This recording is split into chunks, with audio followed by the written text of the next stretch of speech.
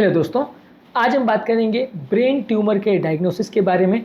Brain tumour एक काफ़ी खतरनाक ट्यूमर है। अगर सही समय पर डायग्नोज नहीं किया जाता है तो काफ़ी घातक हो सकता है। इसके डायग्नोसिस के लिए जो स्पेसिफिक टेस्ट अवेलेबल है, क्या क्या चीज़ें की जा सकती है, क्या क्या इन्वेस्टिगेशन से फ़ायदा होगा और उनसे क्या पता चलता है, आज के टॉपिक पर हम इस चीज़ पर फोकस करेंगे। आज का टॉपिक बहुत ज़्यादा इंपॉर्टेंट है उन लोग को जिनको सर दर्द का या ब्रेन से रिलेटेड कोई भी प्रॉब्लम है या जिनके फैमिली में ब्रेन ट्यूमर की हिस्ट्री है।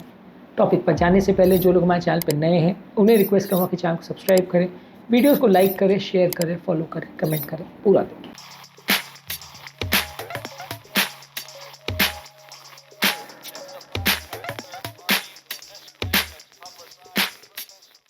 सबसे पहले तो यदि किसी व्यक्ति को ब्रेन ट्यूमर है या डायग्नोज होने का पॉसिबिलिटी है तो सिम्टम्स पे फोकस किया जाएगा।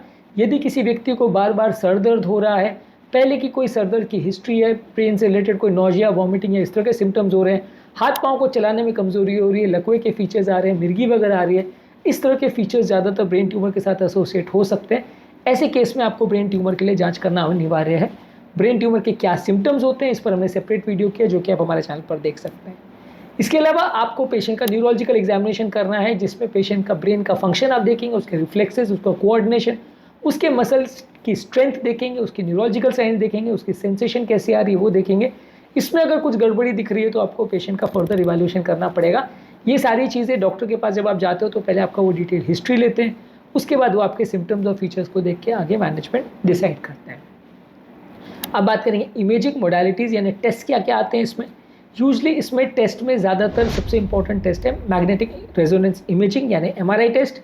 एमआरआई टेस्ट जो कि ब्रेन का सबसे अच्छा टेस्ट है जिसमें बिना रेडिएशन के आप अगर कोई ट्यूमर वगैरह है वो भी जांच कर सकते हो, क्या साइज़ का ट्यूमर है, क्या कैरेक्टर है, किस टाइप का ट्यूमर है, अलग अलग तरह के ट्यूमर किस तरह से बढ़ रहे हैं, कितने बड़े हैं, ये सारी चीज़ें एमआरआई में पता चल जाती है और ये सबसे बेस्ट टूल माना जाता है ब्रेन की इमेजिंग के लिए। नेक्स्ट इंपॉर्टेंट टूल है सीटी स्कैन यानी कंप्यूटर टोमोग्राफी स्कैन। ये कंपेरेटिवली एमआरआई से लेस अच्छा है, सेंसिटिविटी के टर्म्स में बहुत अच्छी इसमें इमेज क्वालिटी नहीं आती है, इसलिए थोड़ा सा इसमें चीज़ें मिस होने का चांस ज़्यादा रहता है। लेकिन फिर भी जहाँ एमआरआई के लिए अगर प्रॉब्लम है, एमआरआई नहीं किया जा सकता है या कोई टेक्निकल प्रॉब्लम्स है, वहाँ सीटी स्कैन को प्रीफर किया जाता है। कुछ स्पेसिफिक इश्यूज़ में जहाँ एमआरआई में अगर इमेज क्वालिटी अच्छी नहीं आ रही है या एमआरआई में कोई स्पेसिफिक आर्टिफैक्ट आ रहा है जो कि आपको समझ में नहीं आ रहा है तो सीटी स्कैन भी किया जा सकता है। पर दोनों में अगर कंपेरेटिव एनालिसिस की हम बात करें तो ज़्यादा एमआरआई को प्रेफर करते हैं। नेक्स्ट इंपॉर्टेंट टेस्ट है बायोप्सी। इसमें बेसिकली एक होल ड्रिल करके या किसी और माध्यम से हम ब्रेन में एक टुकड़ा ट्यूमर का निकालते हैं। ज़्यादातर ये सीटी गाइडेड यानी सीटी स्कैन के गाइडेंस भी किया जाता है जहाँ पे एक नीडल द्वारा हम ब्रेन का जो सेल्स है जहाँ पे ट्यूमर है उसका टुकड़ा निकालते हैं, उसको एनालाइज करते हैं। इसको मॉलिक्यूलर एनालिसिस, माइक्रोस्कोपिक एनालिसिस ये सारी चीज़ें करते हैं कि वो ट्यूमर क्या है, किस साइज़ का है, किस टाइप का है और आगे ट्रीटमेंट स्ट्रैटेजी में क्या करना है, ये बायोप्सी के और माइक्रोस्कोपिक एनालिसिस द्वारा पता चलता है। नेक्स्ट इंपॉर्टेंट टेस्ट है CSF एग्जामिनेशन या ब्रेन का पानी का जांच करना। इसमें बेसिकली रीढ़ की हड्डी और ब्रेन में जो पानी होता है उसको रीढ़ की हड्डी में लंबर कैनाल एरिया में एक पंचर करके पानी को निकाला जाता है और उसमें कोई ट्यूमर के सेल्स हैं और है तो किस टाइप के, इसको एनालाइज किया जाता है। इसके अलावा आप EEG यानी इलेक्ट्रोइंसेफेलोग्राम कर सकते हैं जो कि ब्रेन के करंट वेव्स को असेस करता है। इसके माध्यम से भी आप असेस कर सकते हो कि ब्रेन में कौन सा तरह का ट्यूमर है, किस एरिया में, कितना स्प्रेड हुआ है और क्या इलेक्ट्रिकल एक्टिविटी प्रोड्यूस कर रहा है। इसके अलावा आप ब्रेन का एंजियोग्राफी कर सकते हो जो कि ब्रेन की नलियों में ब्लड फ्लो और ट्यूमर की वजह से कोई नली में कंप्रेशन तो नहीं हो रहा है, ट्यूमर की वजह से कोई नली में ब्लीडिंग वगैरह तो नहीं हो रही है, ये सारी चीज़ें असेस कर सकते हैं। इन सभी मोडालिटीज़ या टेस्ट जो अवेलेबल है इनके माध्यम से आप ट्यूमर की ग्रेडिंग करते हैं कि ट्यूमर कौन से टाइप का है, कितना फैला हुआ है, किस स्टेज पर पहुँच गया है।